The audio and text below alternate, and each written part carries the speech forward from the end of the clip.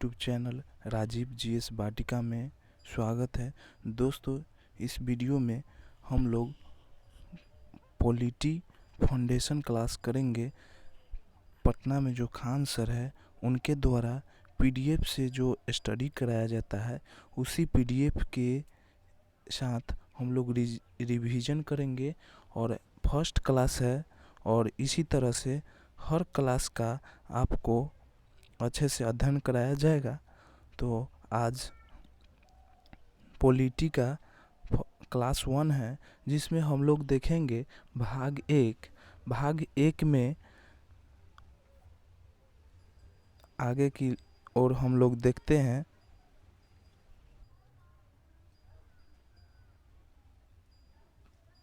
तो चलिए देर न करते हुए अब हम लोग देखते हैं इस पेड क्लास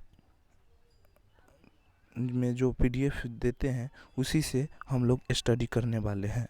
तो चलिए हम लोग क्लास को आगे बढ़ाते हैं।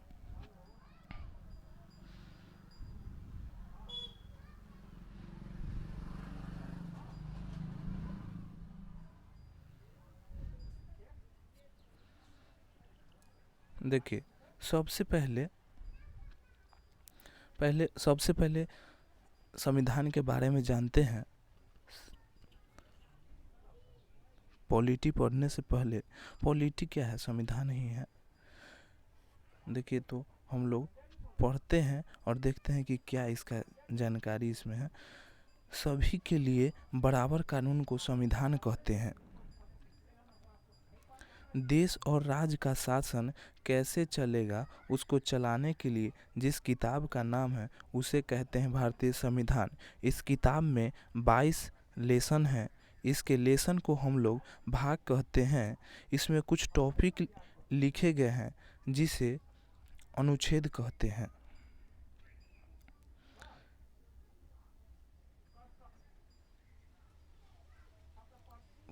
कुल अनुच्छेद 395 है।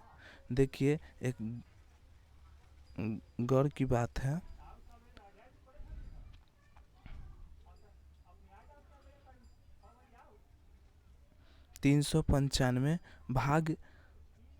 भाग जो है 22 भाग है और अनुच्छेद जो है 395 अनुच्छेद है। 395 अनुच्छेद, इसको याद करके रखना है, यही से क्वेश्चन आता है, डायरेक्टली पूछ लिया जाता है। तो अब हम लोग भाग 1 देखेंगे। इसका चर्चा अनुच्छेद 1 से 4 तक किया गया है। तो आगे हम लोग देखते हैं संघ और राज्य है। इंग्लिश में बोले तो यूनियन एंड इट्स टेरिटरी। अनुच्छेद 1 में क्या है? अनुच्छेद, इसको इंग्लिश में हम लोग आर्टिकल बोलते हैं और हिंदी में अनुच्छेद बोलते हैं। अनुच्छेद 1 में क्या है कि भारत जो है राज्यों का संघ है, यूनियन है, अर्थात इसके राज्य कभी भी टूटकर अलग नहीं हो सकते हैं। देखिए, कह रहा है कि भारत में जो 28 राज्य है, जो सब संघ है, यूनियन है, वो टूट करके अपने आप अलग नहीं हो सकते हैं। और आगे है कॉन्फेडरल क्या होता है उसके बारे में हम लोग पढ़ते हैं।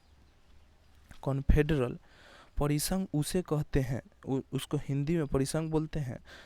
उसके आगे देखते हैं, परिसंघ उसे कहते हैं जिसमें छोटे छोटे राज्य आपस में जुड़कर और अपनी थोड़ी थोड़ी शक्ति केंद्र सरकार को देकर एक देश का निर्माण करती है।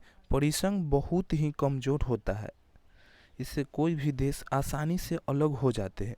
जो कॉन्फेडरल होता है वो उसमें थोड़ा शक्ति दे करके जुड़ कर बना रहता है और इसमें जो भी स्टेट रहता है वो अपनी मर्जी के अनुसार से वो हट भी सकता है कॉन्फेडरल में। आगे हम लोग देखते हैं, आगे है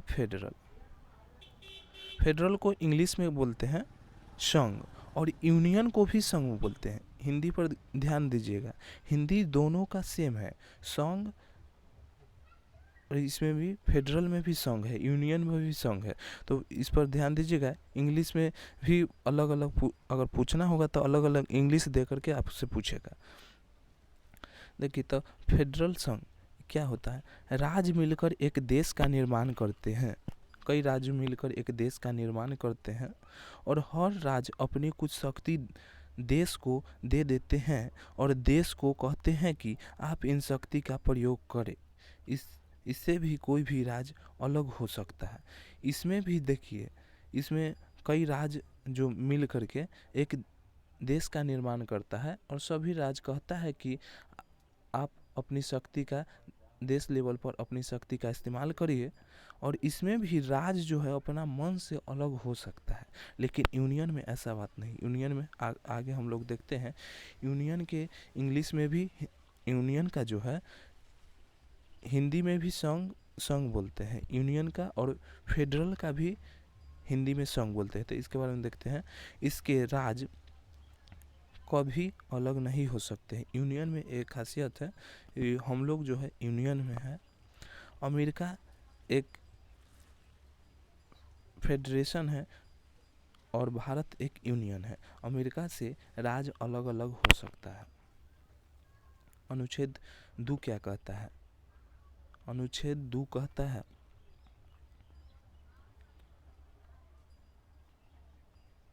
अनुच्छेद 2 के बारे में देखते हैं। अनुच्छेद 2 देखिए कि अनुच्छेद 2 कहता है, संसद को यह अधिकार है कि भारत के बाहर कोई देश है तो उसे भारत में मिला सकता है। देखिए, इसमें कहता है कि संसद को यह अधिकार है कि भारत के बाहर कोई देश है तो उसे भारत में मिला सकता है, या किसी देश का कोई टुकड़ा जो भारत में मिलना चाहता है उसे मिला सकते हैं। यानी अनुच्छेद 2 कहता है कि संसद राष्ट्रपति के पूर्व अनुमति पर किसी विदेशी राज्य को भारत में मिला सकता है, जैसे सिक्किम को मिलाया था, जैसे सिक्किम को भारत में मिलाया गया था। आगे हम लोग देखते हैं सिक्किम, इसके लिए 35वां संशोधन 1974 में करके सिक्किम को सह राज्य बनाया गया। यह बीपीएससी में कई बार यह क्वेश्चन डायरेक्ट पूछा गया है कि किस संविधान संशोधन द्वारा सिक्किम को सह राज्य बनाया गया? तो इसका आंसर हो जाएगा 35वां। सोचे 35वां आप बोल सकते हैं, 35वां इसका आंसर यही होगा।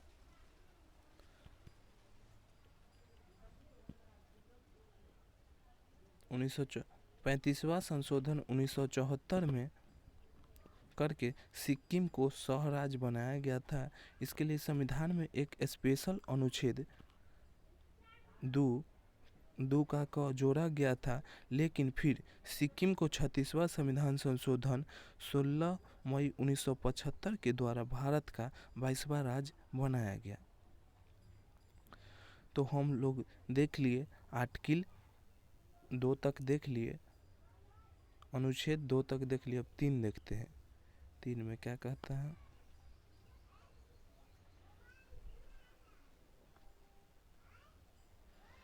तीन में है अनुच्छेद 3, संसद राष्ट्रपति के पूर्व अनुमति से संसद, इसमें देखिए ध्यान देने की बात है, इसमें कहता है संसद राष्ट्रपति के पूर्व अनुमति से भारत के किसी भी राज्य को बिना उसके अनुमति नाम, सीमा, क्षेत्र में परिवर्तन कर सकती है। अगर संसद को कोई भी राज्य का नाम बदलना हो, क्षेत्र का सीमा बदलना हो, तो वह बिना राष्ट्रपति के अनुमति से भारत के किसी भी राज्य का उसके बदल सकता है, परिवर्तन कर सकती है। जैसे हम लोग देखते हैं कि एमपी एग्जाम्पल में 3 है। एमपी देखिए, मध्य प्रदेश से छत्तीसगढ़ 1 नवंबर 2000 को अलग हुआ। मध्य प्रदेश से छत्तीसगढ़ 1 नवंबर 2000 को अलग हुआ। यह याद रखने की बात है। सब ट्रिक से भी याद हो सकता है, अभी आगे हम लोग आपको बताएंगे। और यूपी उत्तर प्रदेश से जो है उत्तराखंड 9 नवंबर 2000 को अलग हुआ। बिहार से झारखंड 15 नवंबर 2000 को अलग हुआ। तो इसका ट्रिक ऐसे भी हो सकता है। इसका ट्रिक अगर बनाना हो तो इसका याद रखिए कि छत्तीसगढ़ के बाद अलग हुआ उत्तराखंड। दिन में देखे तो छत्तीसगढ़ के बाद उत्तराखंड, उसके बाद बिहार से झारखंड अलग हुआ। तो वर्ष में भी सबका सेम है, 2000 है, और महीना में भी सबका सेम है, नवंबर है। अब केवल डेट अलग अलग है। तो इसका याद रखिए कि 1/9/15 1/9/15 याद रखिए। 1/9/15 यही ट्रिक रहेगा। केवल दिन याद रखिए और नवंबर 2000 याद रखिए। एक का साल याद रखिए, महीना, और सब याद हो जाएगा। एक बार और हम लोग रिवीजन कर लेते हैं कि एमपी से जो है मध्य प्रदेश से छत्तीसगढ़ 1 नवंबर 2000 को अलग हुआ। यूपी से उत्तराखंड 9 नवंबर 2000 को अलग हुआ। बिहार से झारखंड 15 नवंबर 2000 को अलग हुआ। ठीक है, आगे हम लोग आर्टिकल 4 देखते हैं। आर्टिकल 4 देखते हैं। आर्टिकल 4, जब संसद अनुच्छेद 2 का प्रयोग करेगी यानी किसी विदेशी राज्य को मिलाएगी, अनुच्छेद 3 का प्रयोग करेगी यानी किसी राज्य को तोड़ेगी, तो उसके लिए राष्ट्रपति से किसी विशेष अनुमति की ज़रूरत नहीं है, क्योंकि इसे अनुच्छेद 368 के बाहर रखा गया है। जिसको अनुच्छेद 368 में, यहाँ पर ध्यान दीजिए, जिसको 368 में रख दिया जाता है उसमें राष्ट्रपति का हस्ताक्षर जरूरी है। देखिए 368 से बाहर है तो इसमें राष्ट्रपति का साइन का कोई आवश्यकता जरूरी नहीं होगा। बात समझिए। जब संसद अनुच्छेद 2 का प्रयोग करेगी, देखिए यहाँ पे प्रयोग करेगी यानी किसी विदेशी राज्य को मिलाएगी। जैसे सिक्किम को भारत में मिलाया गया था। और अनुच्छेद 3 का प्रयोग करेगी यानी किसी राज्य को तोड़ेगी, किसी राज्य का नाम परिवर्तन या सीमा परिवर्तन करेगी संसद, तो उसके लिए राष्ट्रपति से विशेष अनुमति की जरूरत नहीं है, क्या कि 368 से अलग रखा गया है। ठीक है, अगर 368 के अंदर रहेगा तो राष्ट्रपति का हस्ताक्षर जरूरी होगा। अगर उसमें अगर नहीं है, 368 से बाहर है, तो राष्ट्रपति का अनुमति की आवश्यकता नहीं पड़ेगी। चलिए हम लोग आगे बढ़ते हैं।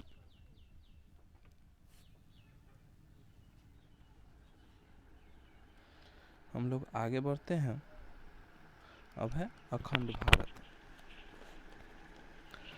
अखंड भारत हम लोग देखते हैं। हमारा भारत अखंड भारत था। सबसे पहले 1893 में लाइन खींच दी गई, डूरंड लाइन खींच दी गई। 1893 में डूरंड लाइन खींच दी गई। अफगानिस्तान अलग हो गया। यह अखंड भारत का पहला टुकड़ा था जो भारत और अफगानिस्तान के बीच बटा था। सबसे पहले 1893 में डूरन लाइन खींच कर भारत और अफगानिस्तान के बीच सीमा रेखा निर्धारण करके और भारत और अफगानिस्तान 2 देशों में बांट दिया गया। उसके बाद आता है अखंड भारत का दूसरा टुकड़ा।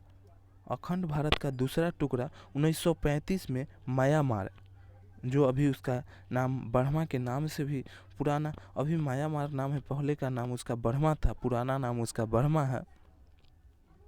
इसका हम लोग देखते हैं, ये बार बार यह पूछा गया क्वेश्चन है। इसको हम लोग अभी देखते हैं। म्यांमार का पुराना नाम, केवल इतना ही है, इतना छोटा सा क्वेश्चन बार बार पूछा गया है कि म्यांमार का पुराना नाम क्या है, तो बर्मा है। म्यांमार का पुराना नाम बर्मा है।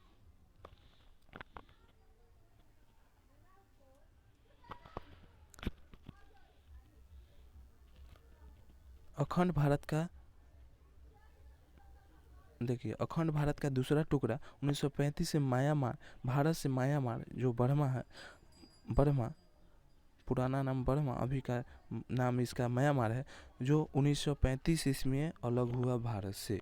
पहला में कौन हुआ था? अफगानिस्तान भारत से अलग हुआ था 1893 में। और अब हम लोग तीसरा देखते हैं। तीसरा है, यहाँ देखिए, यहाँ ध्यान देने की बात है।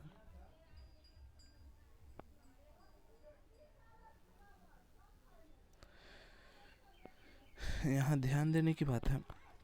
अखंड भारत का तीसरा टुकड़ा पाकिस्तान 1947 में अलग हो गया। पाकिस्तान का विभाजन मुस्लिम जनसंख्या पर हुआ था। एक और पूर्वी पाकिस्तान और एक और पश्चिमी पाकिस्तान हो गया।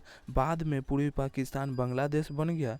रेड क्लिफ रेखा जो भारत पाकिस्तान को अलग करती है और भारत बांग्लादेश के बीच बॉर्डर को जीरो लाइन से भी जानते हैं। भारत और पाकिस्तान के बीच रेड क्लिफ रेखा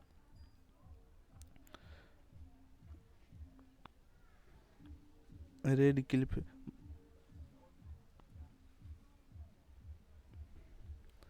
क्लिफ रेखा, इसको याद रखिएगा, ये याद रखने की बात है, जो भारत पाकिस्तान को अलग करती है,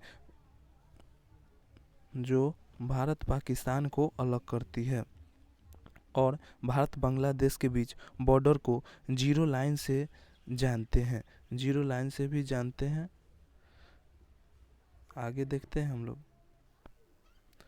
अंग्रेज ने देसी रियासत को 3 विकल्प दिया। विकल्प एक में क्या है? विकल्प एक में देखिए कि पाकिस्तान में मिल जाए। जो देसी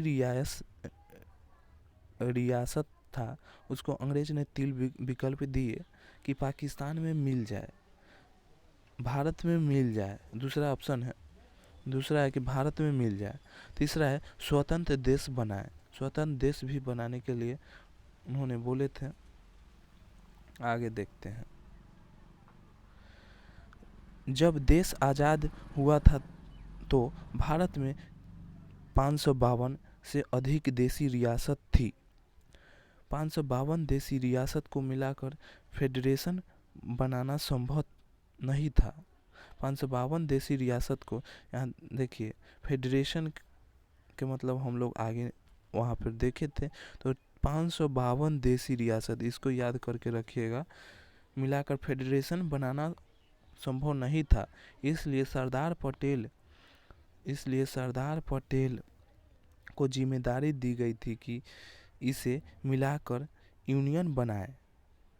फेडरेशन में जो है अलग, जो देश का स्टेट जो है अलग हो सकता है अपनी मर्जी से, लेकिन यूनियन में देश का जो स्टेट होता है देश के अंदर, वो अपनी मर्जी से अलग नहीं हो सकता है। तो यह सरदार पटेल को जिम्मेदारी दी गई थी इसे मिलकर यूनियन बनाए। इस काम में 3 लोगों की महत्वपूर्ण भूमिका थी। इस काम में जो है 3 लोगों की महत्वपूर्ण भूमिका थी। 3 लोगों की महत्वपूर्ण भूमिका थी। तो एक में है एक में देखिए सरदार पटेल, दूसरा है बीपी मेनन और तीसरा है माउंटबेटन। इन लोगों ने सभी राज्य को भारत में है जो सभी राज्य को भारत में विलय करा दिया, किंतु 3 राज्य भारत में विलय के लिए तैयार नहीं थे। हम लोग आगे देखेंगे।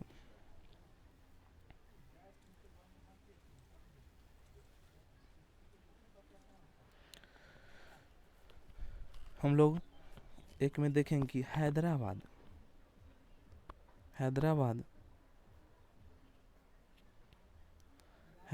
के बारे में अभी हम लोग देखते हैं।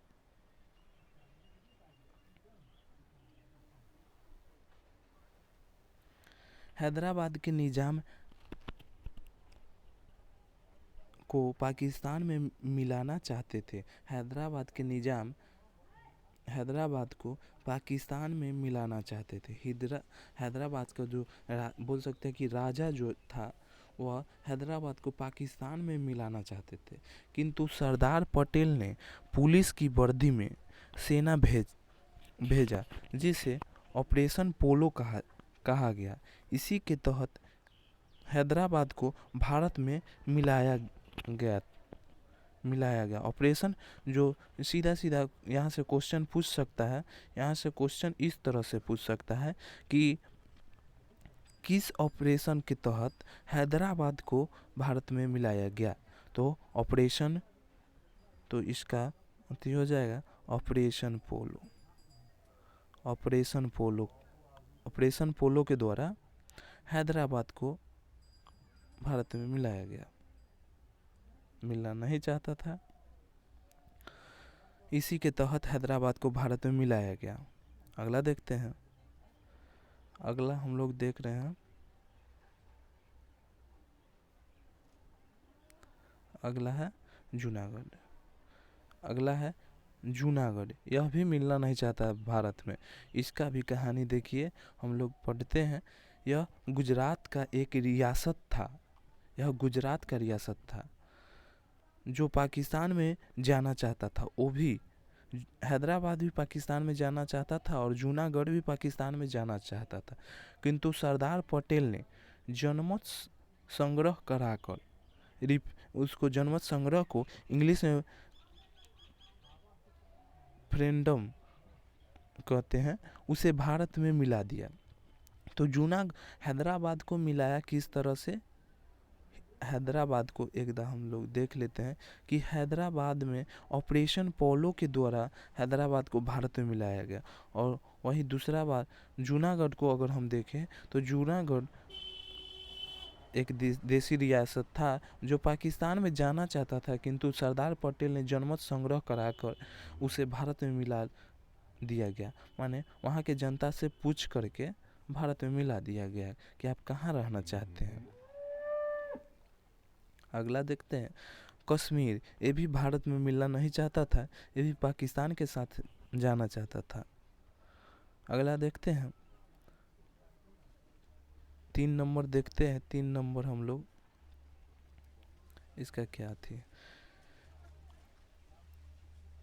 यहाँ की जनता मुस्लिम थी। यहाँ की जो भी लोग थे, कश्मीर में जो भी लोग उस समय रह रहे थे, सभी लोग मुस्लिम थी, लेकिन राजा हिंदू हरि सिंह थे। उस समय जो कश्मीर में जो भी लोग रह रहे थे, सब क्या था? मुस्लिम जाति के थे। लेकिन वहाँ के राजा हरि सिंह थे, वह हिंदू थे। उन्होंने कहा कि हम न भारत में रहेंगे, उन्होंने कहा कि हम भारत में नहीं रहेंगे, पाकिस्तान में रहेंगे। यह स्वतंत्र देश, या वह पाकिस्तान में जाना चाहते थे, भारत में नहीं रहना चाहते थे, या चाहते थे कि मेरा अपना एक स्वतंत्र देश हो, न पाकिस्तान में रहे न भारत में रहे, मेरा एक अलग एक देश बनाए। तो यह सोच रहे थे हम स्वतंत्र देश बनाएंगे, उनका कहना था। देखिए आगे देखते हैं। तब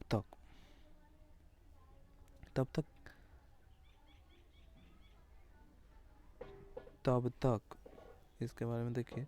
तब तक पाकिस्तान आतंकवादी का घुसपैठ करा दिया।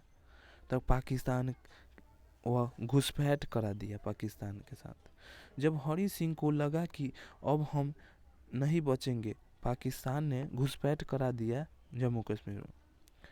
हरि सिंह वहाँ के राजा, उनको लगा कि अब हम नहीं बचेंगे, तब हरि सिंह नेहरू के पास आए और सरदार पटेल ने 26 अक्टूबर 1947 को विलय पत्र पर हस्ताक्षर कराकर भारत का अंग बन गया। देखिए, इसको पाकिस्तान ने बरजोरी शक्ति के बदौलत मिलाना चाहता था। इस राजा को कहना चाहता था कि आइए पाकिस्तान में आप रहिए, पाकिस्तान में आप लोग मिल जाइए, लेकिन इनको डर लगा और यह नेहरू से हरि सिंह जो है नेहरू से बात किए और सरदार पटेल ने 26 अक्टूबर 1947 को विलय पत्र पर हस्ताक्षर करवा लिए, भारत का अंग बना लिए और कराकर भारत का अंग बना लिए। यह डेट याद रखिएगा कि कब विलय पत्र पर साइन करवाया था और भारत में मिलाया गया, तो 26 अक्टूबर 1947 विलय पत्र पर हस्ताक्षर कराकर भारत का अंग बना लिया गया कश्मीर को। आगे हम लोग देखते हैं, इन सभी देशी रियासत को मिलाकर एक भारत का निर्माण किया गया। इस भारत का 4 राज्य ABCD में, भारत जब तक ये अपना अथी में नहीं था, जब तक ब्रिटिश का सरकार चलता था, उस समय ABCD में मेरा सभी राज्य अलग अलग टुकड़ों में बटा हुआ था। तो देखते हैं कि ए यानी क्या होता है। ए को देखेंगे, एक नंबर में क्या है। ए मतलब ब्रिटिश प्रोविंस, यह राज्य जहां अंग्रेज का शासन था।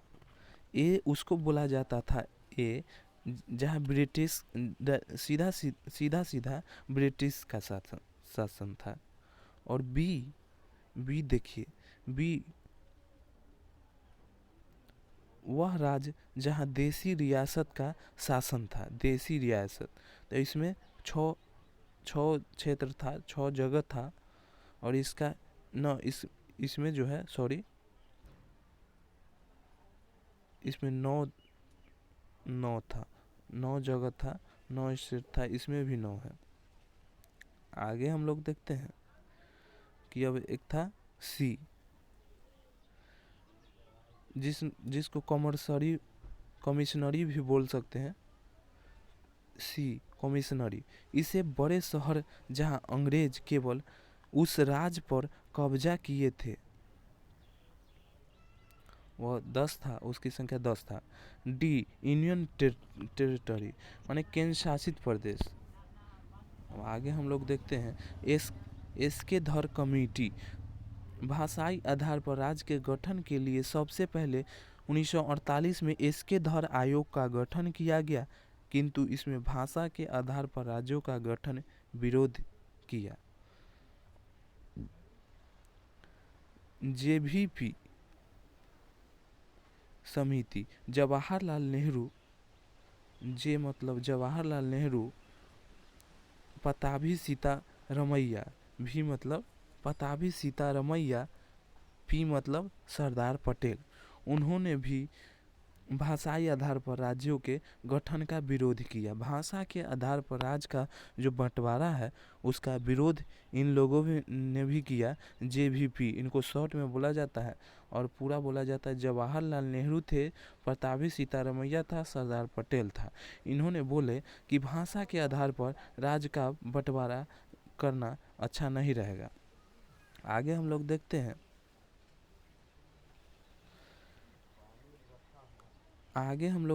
कि 1952 में तेलुगु भाषा के लिए अलग राज्य के मांग करते हुए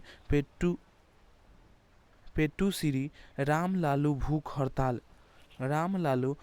हड़ताल पर बैठ गया।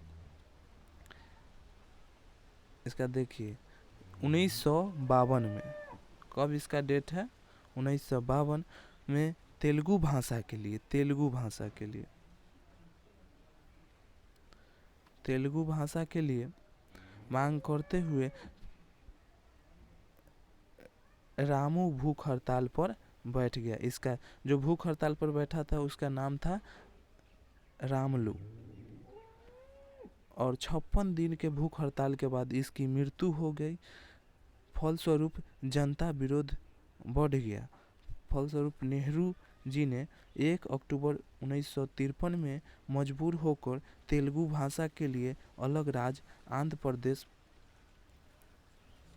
आंध्र प्रदेश को अलग कर दिया। अतः यह भाषा के आधार पर गठन होने वाला पहला राज्य बना।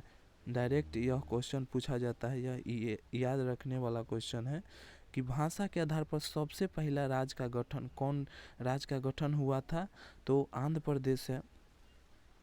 और कब हुआ था, तो वह 1901, इसका देखिए यह कब हुआ था, तो यह हुआ था कब, 1 अक्टूबर 1953। डायरेक्ट क्वेश्चन पूछा जाता है, तो इसको याद रखिए और आगे हम लोग देखते हैं। भाषाई आधार पर राज्य का गठन के लिए 1953 में फजल अली आयोग का गठन किया गया। उसको गठन करके और फजल अली आयोग का गठन किया गया। इसने अपनी रिपोर्ट 1956 में दिया। इन्होंने 53 में इनका समिति आया और 56 में इन्होंने रिपोर्ट दिया और भाषाई आधार पर राज्यों को कानूनी मान्यता दे दिया। इस आयोग के फलस्वरूप 7वां संविधान संशोधन 1956 में पारित हुआ। इसके बाद ABCD को रद्द करके भाषाई आधार पर 14 राज्य तथा 6 केंद्रशासित प्रदेश बनाए गए। यह याद करके रखिए, कल टेस्ट होने वाला है, कल टेस्ट सीरीज आएगा, उसमें यह सब क्वेश्चन पूछा जाएगा। खान सर जी के द्वारा जो भी टेस्ट लिया गया है वह टेस्ट भी आएगा, कल जो है टेस्ट लिया जाएगा। तो उसमें यह सब क्वेश्चन पूछा जाएगा। उसमें यह क्वेश्चन रहेगा कि भाषाई आधार पर भाषाई आधार पर जो है 6 राज्य तथा 14 राज्य तथा 6 केंद्रशासित प्रदेश बनाए गए। पेप्सू इसका फुल फॉर्म बोले Patiala and east Punjab state union. Punjab राज्य का पुनर्गठन आयोग के सिफारिश पर हुआ। पेप्सू 4 भाग में टूट गया। हिमाचल प्रदेश हिंदी हरियाणा, पंजाबी पंजाब, यूटी चंडीगढ़। इस प्रकार भारत एक विशाल साम्राज्य जो सिमट कर इतने में रह गया, जिसमें 28 राज्य तथा 7 केंद्र शासित प्रदेश बन गया।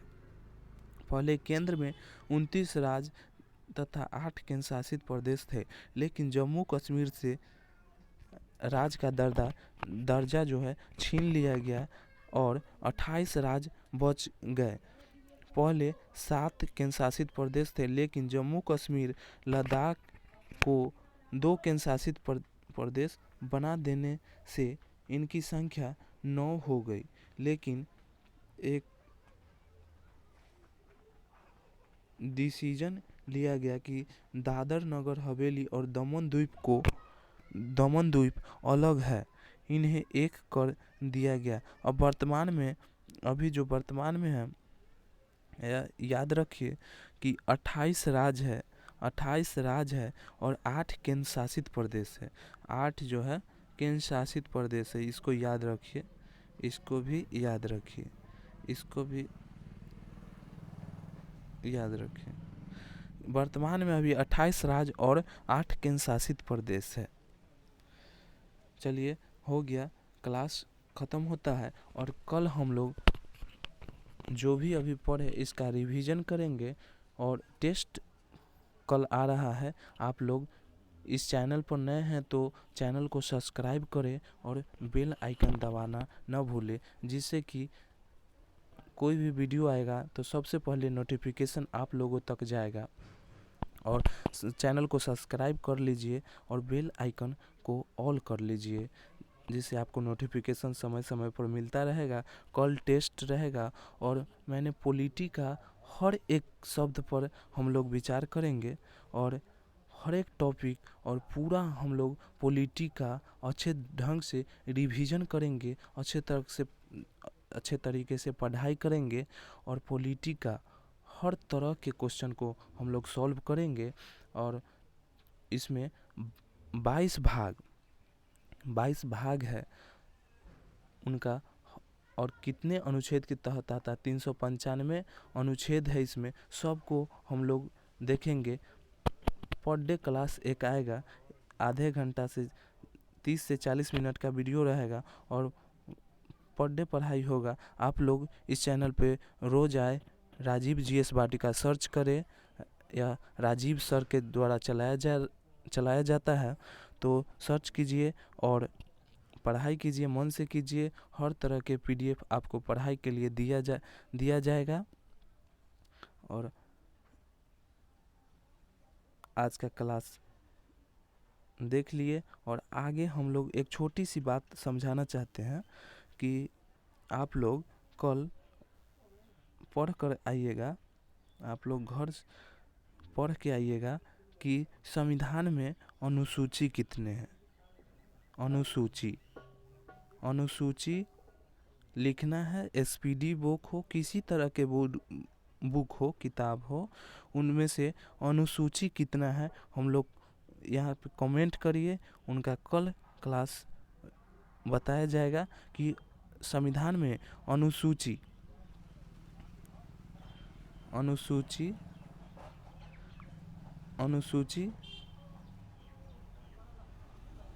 कितने हैं, इसका आप लोग कमेंट करिए, किताब से पढ़िए, किताब देखिए और जो भी पढ़ाएं सब किताब में मिलेगा, आपको अच्छी तरीके से समझाया जाएगा। अगला क्लास कल होगा इसी टाइम पे। ठीक है, धन्यवाद। जय हिंद, जय भारत।